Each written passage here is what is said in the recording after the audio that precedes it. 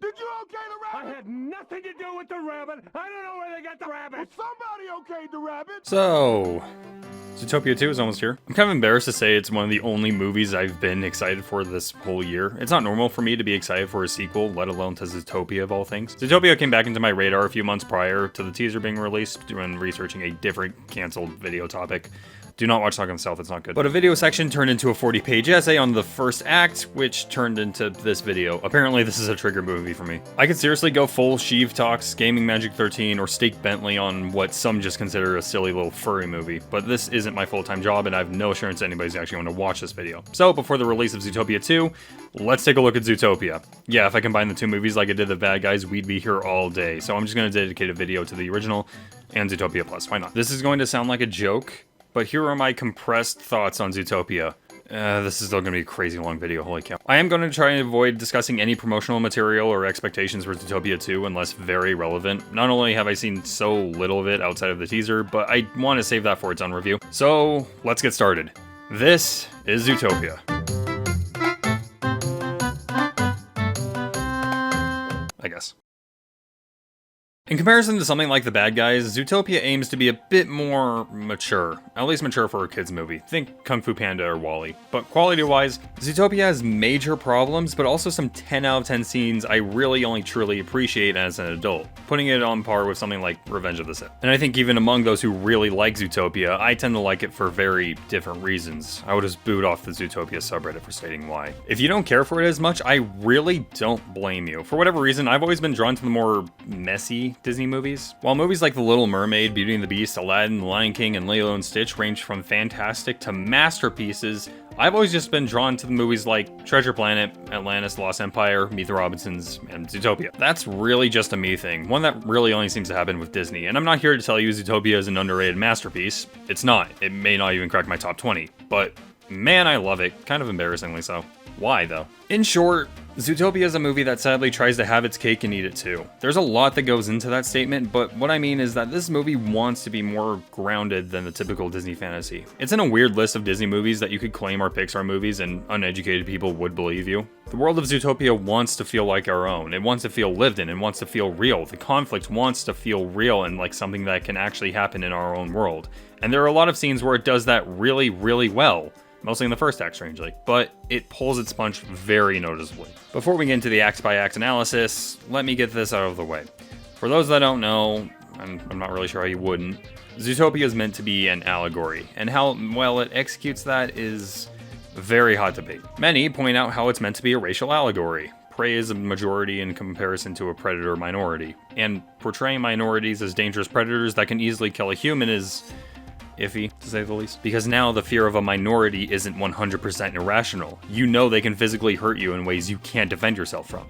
But others, including the directors, claim it's less about race and more about prejudice in general, which is better given the context of the movie and world. It doesn't work as a one-to-one allegory for race because it's meant to be a different divide from our own world, but the stereotypes and prejudices still exist in the same way. The different species don't need to represent race, but can represent any sense of identity and the preconceived stereotypes that come with it. It's definitely the mindset to have going into the movie to get the most enjoyment out of it. The movie claims that life is so hard for predators, yet it follows the hardship of a prey. Judy's problems are very exclusive to being a rabbit as opposed to a prey, and Nick's problems are very exclusive to being a fox as opposed to a predator. The conflict arises from others who only see them as their respective species and the stereotypes that come with them. Going into the movie with that in mind can really make the movie land far smoother than a racial allegory. I actually used to live in Costa Rica, and many locals knew me as the white guy among many other labels that I absolutely hated, and only after such did Zootopia really start to click with me. The only problem with this is that it can be hard to tell that that's the case. The fact that you need that mindset to begin with is a red flag. I can't really recommend a movie where I need to tell you what to think going into it, no matter how good it is. I actually really like the Phoenician scheme, but I'm not going to subject anyone else to it because you need to know what to expect going in. In Zootopia, dialogue and world building bits will sadly bend over backwards to tell you that if you're any sort of predator, your life sucks. And it can be really easy to just see the movie as portraying people of different skin color as animals with genetic bloodlust, even if that wasn't the intention. The execution can easily be read that way. And I'm all for subtlety and thought-provoking writing, but when you're so subtle, it's easy to read it as that then we may need to tone it back just a bit. And the thing is, I'm not inherently against Zootopia being a racial allegory on paper. Yeah, plenty of stories that handle racism nowadays tend to feel like they're preaching to Twitter, Reddit, or TikTok's most viral fanatics as opposed to the everyday man. And while Zootopia definitely has a few scenes that lack in subtlety, there are a handful of scenes I genuinely think are really well done in portraying accurate bias in a way that doesn't feel preachy. It could have worked really well. But if we were going to stick with a racial divide, I would say make the world lean in larger mammals' favor and the minorities being the smaller mammals. There are actually some tidbits in the movie that make it seem like that's the case, or at least make the predators the majority, because I'm pretty sure a predator revolution would not end well for the prey, especially with this joke of a police force. That leads me to my second point. The ZPD is a child's interpretation of law enforcement. None of the officers carry any sort of armament, and the caper Judy goes on is bizarre to say the least. We'll definitely get to that part later, but here's the thing. I'm okay with portraying bad cops or corrupt law enforcement systems. Those are real. Judy wanting to be a good cop in a corrupt system isn't a bad idea at all, but the movie doesn't seem to realize that. Judy commits multiple crimes to keep the story rolling, and we just never bring it up. It makes the ZPD look like a police force with no thought put behind it. And shouldn't that be the priority in a cop movie? I'd honestly argue that the bad guys had a more competent and realistic police force. This is what I mean by a movie that wants to have its cake and eat it too. It wants to be dark, and it is at some points. It wants to say things about our own world, and it does. But to keep the plot rolling, it has to make up rules and scenarios to tell the story it wants. And when thought is put into it, it really doesn't make all that much sense and is so much harder to take seriously. And if you claim, well, it's just a kid's movie, just stop. My problem isn't the movie is aimed at a younger audience, it's that it feels cartoonish in comparison to something like Kung Fu Panda, The Last Wish, or Wreck-It Ralph. The conflict has trouble feeling real when there are cartoonish police chasing cartoonish villains, a problem not present in any of those films. Other than exploring real-world issues in a way that younger audiences can understand and find interesting, it tries to simplify the real world and give simple solutions to those issues. It wants, but it doesn't do. And I really don't blame the movie itself for this. It unfortunately had a very problematic development, one in which they had to swap out the entire plot of the movie for the current one at one point. Originally, the movie would surround Nick in a Zootopia where predators wore taming collars to keep their instincts in check. It was supposedly much darker with a different plot and Judy playing the unfocused protagonist as opposed to Nick. A lot of people speculate that this would make the movie much better, and I kind of agree, but not because of the original concept. The idea of the taming collars is a decent one, but ideas are only ideas until executed, and this sadly is part of a Zootopia that will probably never see the light of day. So I can't comment on the quality of a preconceived project. I will say there are a lot of ideas I like, and also don't like. From what we've seen, it looks like the antagonist could have been Mr. Big and the Mob, which honestly is better than what we got. But regarding the taming collars, given that portraying minorities as predators barely works in the final movie, the taming collars could easily have gone sideways if they weren't handled well. Maybe the twist would have been that they didn't need the collars in the first place, or maybe this idea was stolen and sold to Beastars. I don't know. But this massive late-stage rewrite had no doubt contributed to some of the problems this movie has. I'm sure with that time and budget back, they could have solidified the world and script to make sure everything flowed in a way that feels real as opposed to what we got. And I only feel sympathy for the artists. This movie definitely has the room to be more undeniably good, akin to some of the other Disney greats, and a bit more room to breathe is exactly what I think Zootopia 2 needs. We can only hope, though. That being said, I think the first act of this movie is almost perfect. No, seriously, I know this is like tonal whiplash, but I genuinely think everything from the title to Bogo saying "let it go" is S-tier filmmaking. There are some nitpicks I have with the world building that I'll cover briefly to acknowledge them, but really not spend too much time on. Judy's family count makes no sense. Rabbits have litters of up to 12 at a time with pregnancies that last about a month, but given it appears animals age like humans in this world, yeah, there's no way this works. Rabbits are known to eat their own excrement. Judy's never been to Zootopia despite it only being 211 miles away. For reference, that's approximately the distance between Tokyo and Kyoto, which takes about a 3-hour bullet train ride to traverse. She became a cop at 24 as opposed to 21, and there's a brand of weapons specifically for foxes. That wasn't well thought out. The Shakiri song is fine. It reflects Judy's mindset at the beginning of the movie, so I'll give it a pass. It's not a great song overall. Actually, this movie's soundtrack is definitely one of Giacchino's weaker ones. It's not terrible, but it's no Incredibles, Ratatouille, or Up. There's an amazing deleted scene. Why wasn't this in the movie, even if what made it in works in a vacuum? But really, these are all nitpicks that don't affect the overall story and messages all too much. There are really only two weaknesses in this setup I actually have a problem with. Number one, Judy is the first bunny cop ever. Does Bunnyborough just not have law enforcement? I can buy that she's the first ZPD rabbit, but not that there's just never been a bunny cop. And 2, the movie plays off Judy getting parking duty as a form of prejudice, with Bogo thinking she can't handle anything else. But the movie also kind of forgets that Judy is a rookie. Police rookies get wet work. Judy thinking she'll be put on a big case her first day is really good in the moment, but by the time that Act 2 rolls around, it's clear the movie just thinks Bogo is being a jerk here, when it's probably the most accurate depiction of law enforcement in the movie. These both bug me because there's one simple thing you can do to fix both of these problems.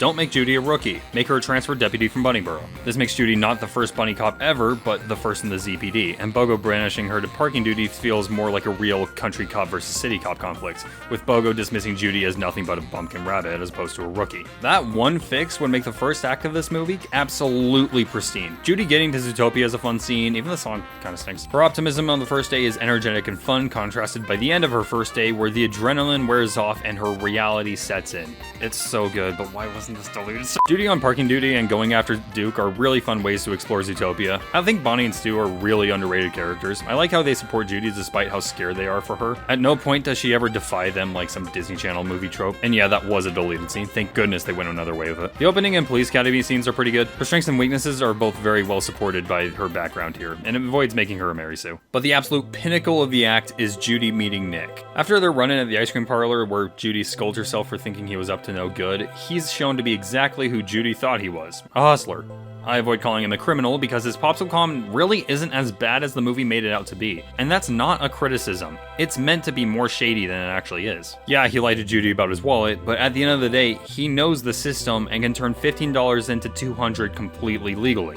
He's not a great guy, but he doesn't do anything that can get him arrested. It just doesn't seem like that from Judy's perspective, and by proxy the audience. It's a knee-jerk reaction charged by emotions and prejudice that feel completely natural because the average viewer shares Judy's disdain for what Nick is doing. It doesn't yell at the audience with its messaging, it caught you in its trap of thinking he was up to no good. It's incredibly subtle, S-tier filmmaking that I think is really underrated. Nick is only a criminal because he doesn't pay his taxes. Which, honestly, mad respect. The aftermath with Nick absolutely destroying Judy's sense of optimism and view on Zootopia as a city is a scene I never really get tired of. Because Judy knows Nick is basically right about everything about her, despite just meeting her. Nick's cynicism leeches onto Judy, eating up her optimism, and she can't help but think he's right. And maybe she made a huge mistake coming to Zootopia. The first act really embodies everything I love about Zootopia. It shows off the vibrancy of this world, one that feels similar yet different enough from our own, showing both of our protagonists and making us like them for different reasons. It reminds me of WALL-E. It has a handful of very fun scenes and characters, but isn't afraid to be grounded, dark, and downright depressing. Judy wanted to feel like she was making a difference, but was hit by the reality of all. Your dream job may not be all it's cracked up to be. Tokyo is not the paradise it's portrayed as in anime. That's life. For a company known for making movies about following your dreams, Judy gets her dream pretty early, and it's a lot dirtier than she expected. And it all culminates in Bogo's line. Sir, if you... Life isn't some cartoon musical where you sing a little song and your insipid dreams magically come true. So let it go. Ironically, this is where the movie takes a massive dip in quality. I've seen a handful of reviews that are more lukewarm to Zootopia, saying that the movie really only picks up during the case. I disagree strongly. It really feels like the weekend is over and custody went from the artists with a vision over to Daddy Disney's house, filled with executives who don't understand the irony of what they do. The caper that Nick and Judy go on makes no sense. I really could go into so much detail on what doesn't work about the whole missing mammal case, but neither of us has all day, so I'm gonna have to do the Cliff Notes version. Maybe one day we can rewrite this whole case because it's easily the weakest part of the movie and needs the most attention in the repair department. Judy is given 48 hours to find Emmett Otterton, or she's fired. She was recognized by the mayor, so good luck telling him that, Bogo. But the movie can't keep the 48-hour time limit straight. The movement of the sun and the dialogue of the characters just don't match up. I'm willing to overlook the fact that Judy just happens to have met Nick before the case, because that kind of inciting contrivance is kind of expected for a noir, but Judy having saved Frou Frou is pretty on the nose. Mr. Big as a whole makes no sense. He's not guilty of kidnapping Otterton or any crimes as far as we know, so he has no reason to attempt to murder an officer, and Judy has every reason to arrest him after that. On top of that, Judy was shown in the first act to not think she was above the law, yet the second act happens because she extorts Nick? That's a crime. Wait, how did she get Nick's tax records if she's not in the system yet? Same goes for the car lot scene. This is cute, but definitely questionable this. In short, if Judy were wearing a body cam, she and multiple other people would probably be arrested. And then there's the biggest contrivance when it comes to the case. the phrase Night Howler being said by Otterton, which got relayed to Monchez. Emmett has no reason to know what Night Howlers are, though. He has no connection to the overall conspiracy that we know of, and this line really didn't need to be there. Judy and Nick were going to find the wolves that had Monchez anyway, so they didn't need to think that Night Howlers were the wolves. Wait, they have video evidence of the savage jaguar being kidnapped? That's evidence, go tell Bogo! Emmett only mentions the Night Howlers so Judy can get the idea later that they are causing the predators to go savage as opposed to biological reversal. It's clearly a narrative cop-out, and come Act 3, I'll give an alternate rewrite on this. Popping in here post-recording just to clarify a few things. Yeah, I realize that Otterton is a florist and he should know what Night Howlers are, but he still has absolutely no connection to Bellwether. The predators going savage was not public knowledge until Judy and Nick found out about it. And there's absolutely nothing indicating that Otterton would have found out about such. And so him wanting to talk to Mr. Biggs about something important, which is presumably the conspiracy, doesn't make sense because within the confines of the movie, there's nothing that would suggest Otterton knows anything about Bellwether's whole plan with the Night Howlers. As we see later, Night Howler flowers and their effects aren't uncommon knowledge, and therefore there's really nothing that should have tipped off Emmett unless there's just something we're absolutely missing. And this doesn't fix a major third act problem later in the movie. Also, what I didn't notice before is that there is absolutely no way Doug should have known to shoot Monchez at this exact moment. There is no way Bellwether could have known where Judy and Nick were. And if Monchez is just next on Doug's list of loose ends, then it is a major stroke of luck that he struck when he did. Because otherwise, this movie would have gone way south. So, in short, Otterton can know about the Night Howlers, he just has no reason to know that they're being used to make predators go savage. The last big issue I have with the act is the nudist colony. Kind of. By that, I mean it exemplifies a huge problem with the second act. Yes, the scene was gross and unnecessary and basically added nothing to the plot except for the fact that this is technically the second Disney movie with full frontal nudity. What? That being said, I think the yak remembering every detail about Emmett the Otter and this elephant not remembering anything is actually a pretty underrated joke. The backdrop could have just been literally anything else though. But this scene does exemplify a huge problem with this movie, the side characters. Some actually justify their existence, like Bonnie and Sue or Bogo, but the second act is where we get way too many and they exist for jokes that aren't all that funny and to give Judy and Nick another clue to the case. But none of them really add all that much to the themes of the movie. None of them add anything to the prejudice discussion or show a darker side of Zootopia that Judy hasn't seen yet.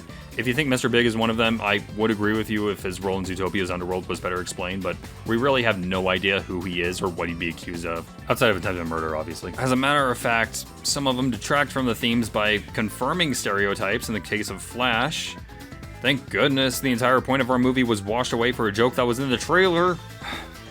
Look, Rich Moore directed Wreck-It Ralph, and Byron Howard and Jared Bush went on to direct Encanto. I really think a lot of the pieces of this movie that don't land really come from executives meddling in its troubled development. And it's so frustrating because this movie suffers from a third act that's way too short. It really needed a lot more time to explore some of the themes it tries to land.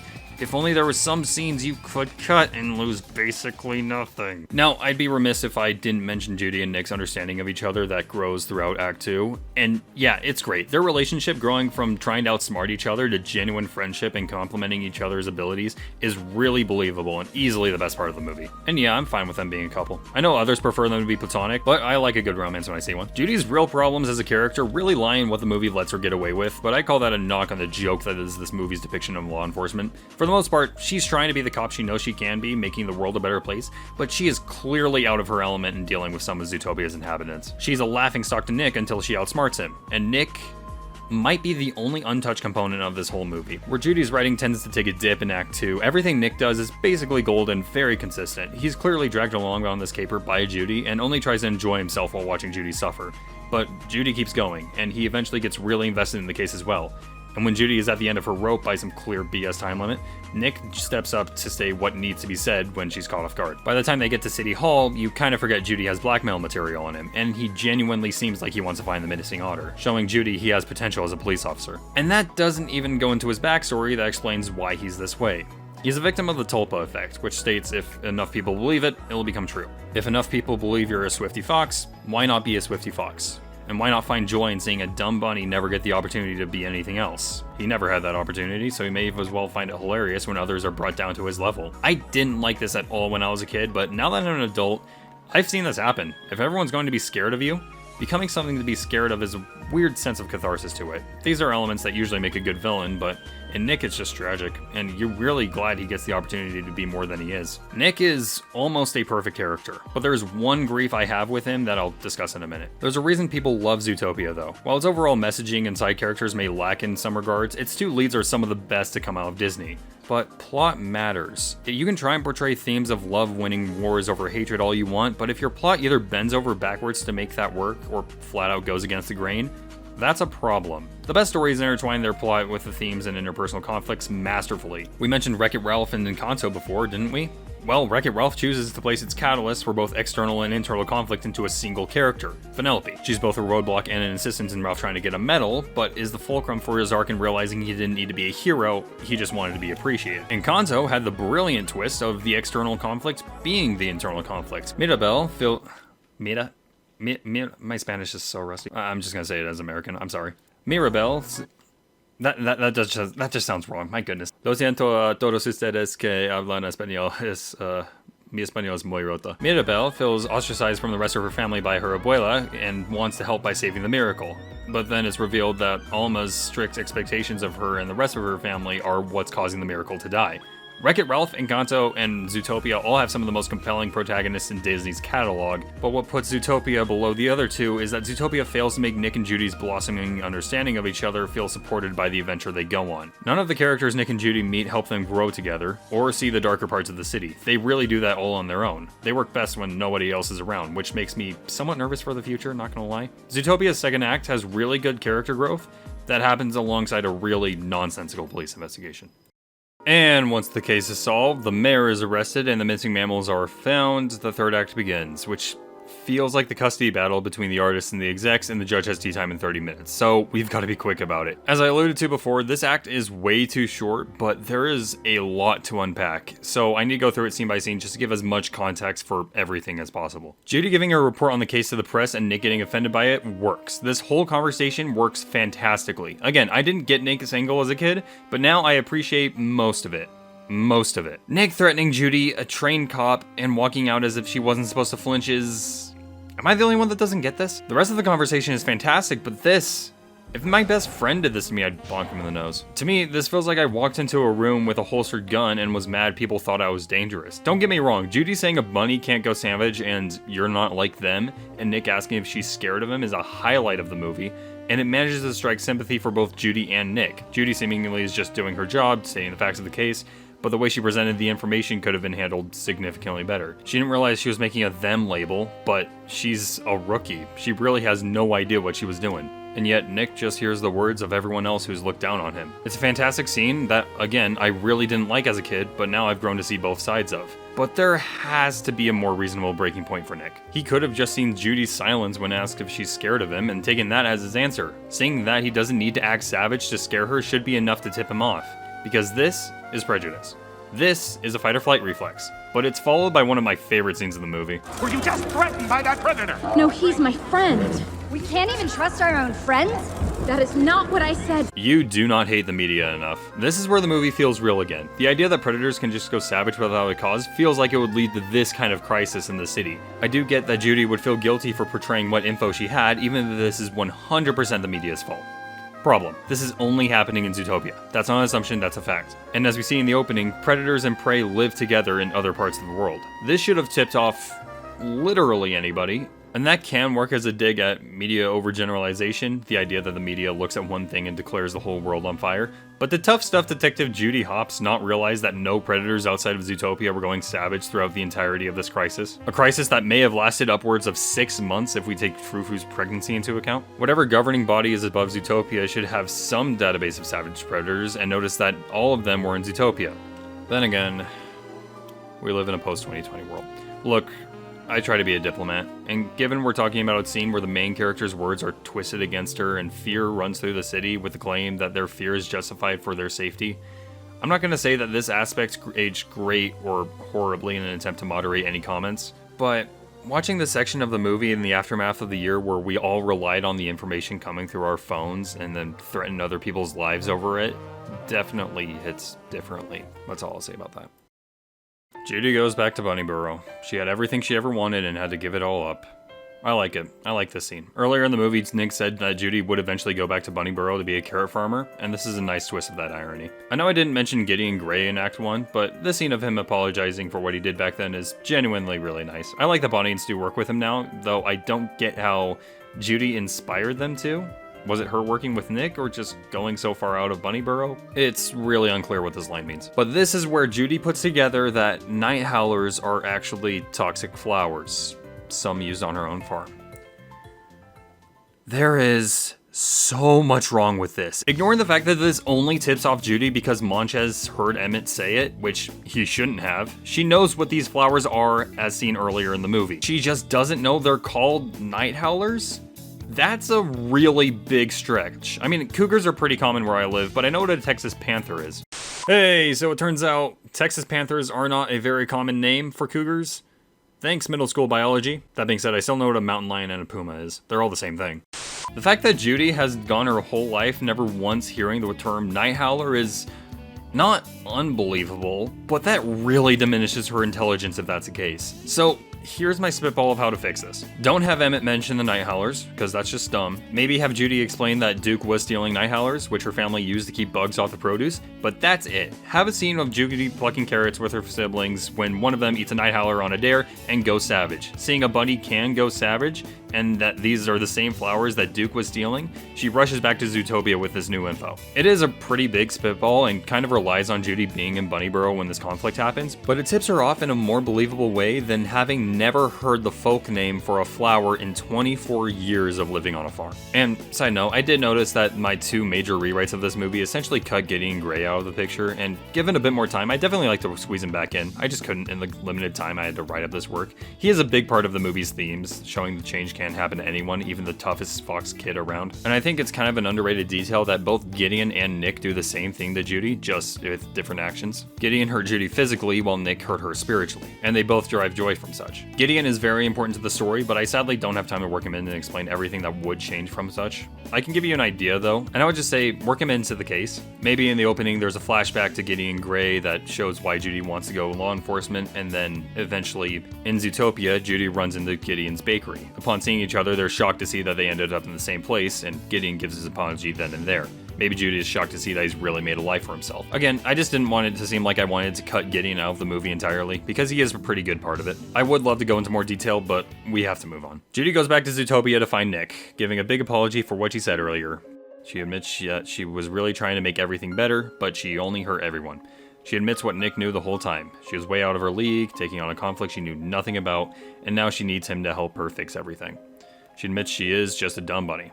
Not necessarily reference to intelligence or competence, but reference to wisdom. An aspect of the movie that I really like, that I wish it kind of emphasized a little bit more on, is that Judy is a checkers protagonist in a chess world. I do want to make a whole video on this eventually, but a checkers protagonist in a chess world is basically when your protagonist is very small in a world that's so much more complicated than themselves. The entire third act of Judy realizing she didn't really know what she was doing is very indicative of that, but given how this movie ends, it could have been handled a little bit better, but oh well. Nick accepts the apology with a carrot pen joke. A little bit of Judy trying to get a pen from his nice addition. This scene is great.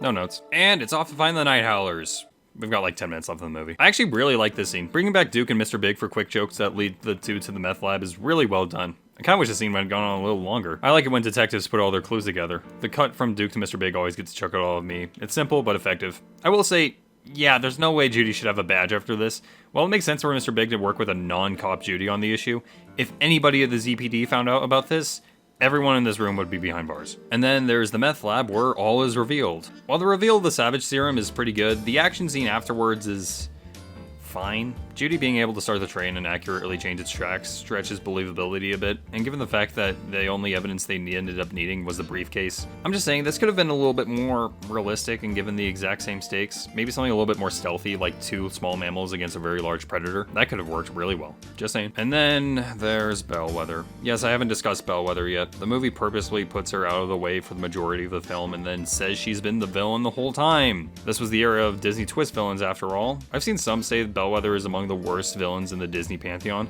She's a twist villain with no build-up, and she doesn't even make sense watching the movie again knowing she's behind everything. She pulls a complete 180 on Judy and tells her whole evil plan to be recorded for the authorities. I'll kidnap 1,000 children before I let this company die?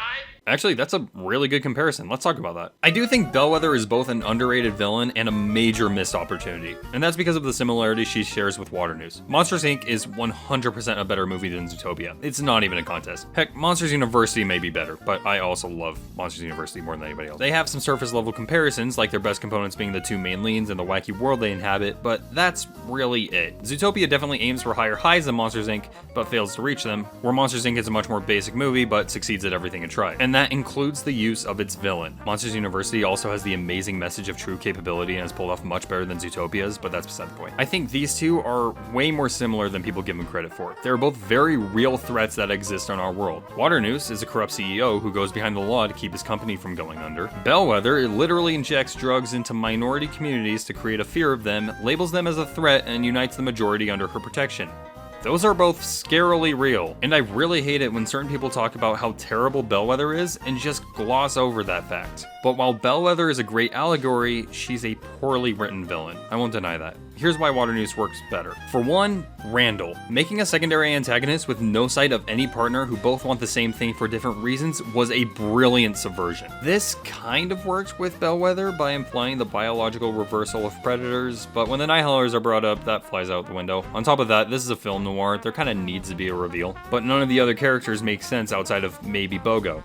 Wait, that could have been really cool. Secondly, Waternoose's motivations are foreshadowed significantly better than Bellwether's. While they both are super kind to their protagonists, Waternoose gets much more screen time, and while Bellwether has ideas about little guys uniting, she has very few established motives or goals outside of power? Not unrealistic, I guess, but Waternoose wants to save the company, which aligns with Randall's desire to beat out Sully. They can do both with a Scream extractor. This is dropped throughout the movie as a reason to sympathize with him, but you go back after the fact and realize he had this in the bag from the start. Waternoose's motivation stayed consistent before and after the twist. Bellwether's did not. And finally, Bellwether has little time after the twist and way too much of a 180. Waternoose had the time to establish that his motives were different from Randall's and how horrible he felt about what he was doing, but felt justified by the needs of his company. He banishes Sully and Mike, but when they come back, he doesn't attempt to kill him. Heck, he tries to get Sully to see things his way. Bellwether tried to murder Judy in a climax that lasts not even 5 minutes. Great. Bellwether is the embodiment of this movie trying to be really deep, but just stumbles over its rushed development. She could have been like Waternoose. She's a realistic villain, one of the most realistic in Disney's catalog, but is terribly underwritten and a major rug pull. Then there's the ending speech.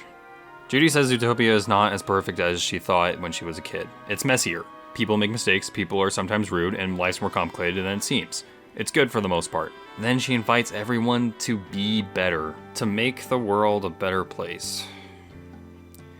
This is my last big problem with Zootopia. This is really what I mean when I say this movie tries to have its cake and eat it too. It literally says the paradise you see from afar isn't so great, but Judy gets everything she's ever wanted by the end. She's a fully respected cop now with a partner and a local hero. She's not really a checkerboard protagonist anymore, she's fully embedded in the system and can handle herself in it. So, be better? This really feels like a celebrity telling their audience to just be better people. Never mind the fact that they have more jets than you do cars, just be better. And wait, what does making the world a better place even mean? You tried doing that earlier. Didn't go well. There are a lot of bad ways you can take this. It really is the worst taste to leave in your mouth, aside from the song over the credits. Judy admitting that Zootopia isn't the paradise she thought it was is good, and the idea that we all make mistakes and connect over that one thing isn't the worst, but we have to end the movie on an encouraging note, so let's solve inequality with an inspiring speech that might be the least subtle in the movie given by someone who just got everything they ever wanted. That being said, I'm actually fine with Nick becoming a cop. It makes sense. Judy still lacks in a lot of places where Nick has major advantages and can probably really use them. And it gives him the opportunity to use his skills in a way that doesn't seem shady. I've heard some say that he should have become a PI instead of a full-blown officer, and that definitely makes sense, and I think it could have worked. But I don't think this is a bad ending for Nick at all. I think it's actually pretty good. For the movie, we could have used like 30 more minutes. Maybe not even that. More time for Bellwether, more time for Judy to put together the conspiracy that doesn't feel wrong, and more time to say that Zootopia isn't as fun as it seems. What could have been? So, those are my compressed thoughts on Zootopia. It's like a negative B out of 10. It has some really, really great moments between the two leads, and when the allegory leans less on race and more on prejudice and reality as a whole, But when you think about the plot that contains their character growth, it feels like a story that's held together by baling wire and duct tape. It wants to be a movie that goes beyond the typical Disney fantasy, but surprise, surprise, Disney didn't want that and started a lot of scenes that don't feel real or right in the context of the movie and its messages. Its strong moments are really strong, but it's ultimately weakened by its not well thought out analogy, nonsensical goose chase, and rushed final acts. That being said, I've thought for the longest time that this is one of the only Disney movies I've seen that I think could benefit from a sequel or spin-off series, which isn't remotely normal for me. Something isn't great because it lasts, and I'm usually fine with letting a work of art remain untouched. That's not to say all sequels are bad. My 3 favorite movies of all time are sequels, but most of them reek of corporate greed, and I'm almost never excited when one is announced, even to one of my favorite movies or games. Zootopia is different though. It has a lot of potential to take what worked about the original and expand upon it, whilst banishing what didn't to the Shadow Realm. I think more than anything, a series akin to the Tangled or Big Hero 6 Disney Channel shows could have done wonders, expanding the world and characters on an episode-by-episode basis. I think that's a really missed opportunity and probably will never happen depending on how well Zootopia 2 does. But we did get Zootopia Plus. Look, I tend to mock the internet for asking something from a big company, then getting it and saying, this isn't what we meant. But I'm very for that statement here, because I wanted a Zootopia series that expanded the world, showing off new characters and expanding on the themes of the first movie while jettisoning what didn't work. And that is not what Zootopia Plus is. Zootopia Plus is an anthology of animated shorts made with existing movie assets, all of which are set during the events of the movie, surrounding different side characters from such. None of them are deep, and really just expand on characters and jokes that already made their stay in the original movie. That being said, let's rank them. Number 6, Dinner Rush. If you've seen the series, you know exactly why this is here. It's probably not the worst, but it's easily the most disappointing, because this short starts off so promising. It follows a waiter otter named Sam, working in a portion of Zootopia we didn't spend too much time in before. She goes around serving different tables with the intent of going to the Gazelle concert on time, with great banter with her head chef. The fact that this is the last episode added to the shock, because after the rest of the disappointment that is the series, it seemed like we were getting what I wanted. A story of a new character living in this world with her own goals and personality, as opposed to just doing a joke from before, but longer. And then it happens.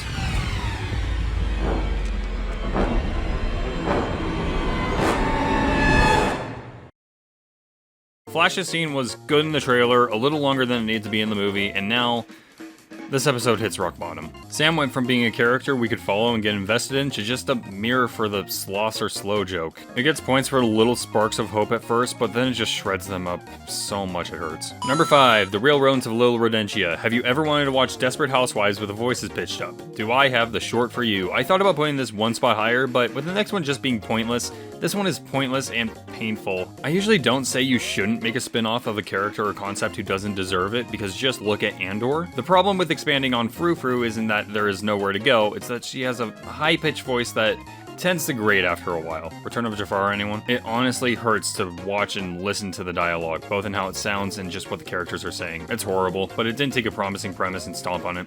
So, number 4, So You Think You Can Prance. I know I didn't mention Clawhauser in the movie review, and honestly, he's kind of the Jeremy of this movie. He's not the most annoying, but he is in the whole movie and serves very little function. He does his job fine, I guess. He sets up a decent joke, and you feel bad for him in the third act. He also took away a really great deleted scene, so yeah, I wasn't clamoring for a whole short about him. This whole dream sequence of Clawhauser becoming a backup dancer for Gazelle is...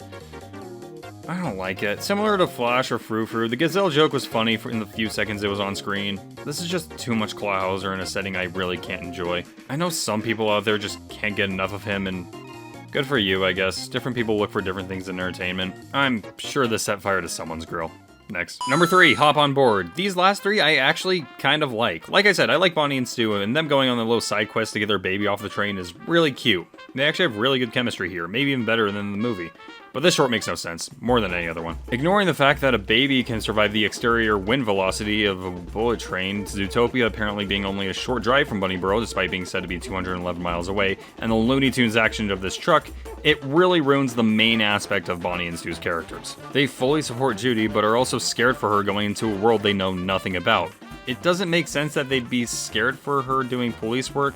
but they do this almost without a hitch. Other than that, I still like it. It's fun seeing this well-worn couple relishing each other in the face of conflict after having kids roll around them. And of course, Molly is adorable. Look at her! Look at her! She exists, brah! I think this short and that one deleted scene for that specifically. But more than any other short, this one fits the least cleanly into the Zootopia continuity. Fun ideas utilizing characters I really liked, but sloppy execution. Number 2, Duke the Musical. This one's just dumb, but it works. Duke thinks about what his life could be like if he weren't a criminal in the form of a musical, and honestly, I'm fine with thinking that this weasel thinks he could be something great but just gets scared of failure, so he may as well be a low-level criminal. Given that Nick turned his life around with police work, I'm all for Duke wanting the same but going in a different direction and seeing how easy petty theft is.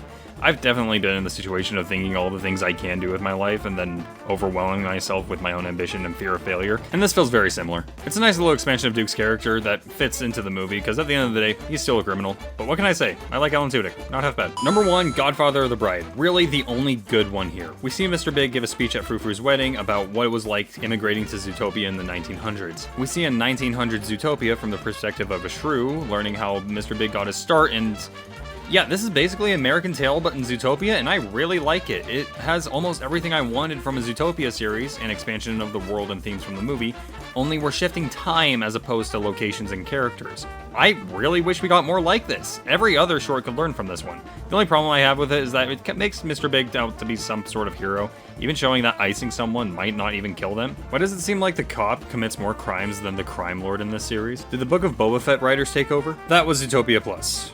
Would not recommend. Outside the Mr. Big one, they all failed to reach the potential of what an anthology Zootopia series could bring to the table. Well, as of writing, 2 official trailers for Zootopia 2 have come out, but I refuse to see them. I just find movies and games more enjoyable when I don't see promotional material. I did see 2 other pieces of marketing though.